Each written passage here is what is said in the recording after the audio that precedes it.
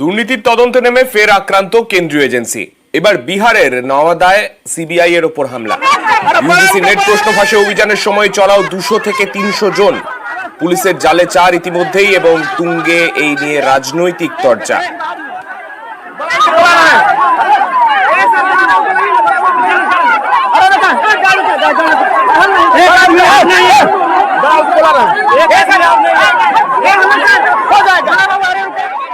उनके द्वारा UGC agency के संबंध में जांच पड़ताल और पूछताछ की जा रही है। इस रेड को गुप्त रखा गया था।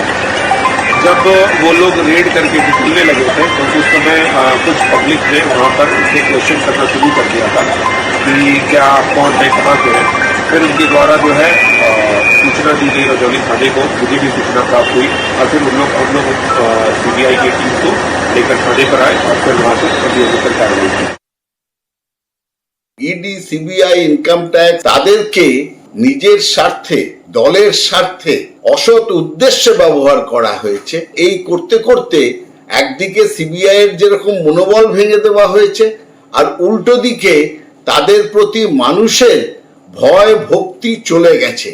তারা মনে করে এটা মোদির শাখা সংগঠন।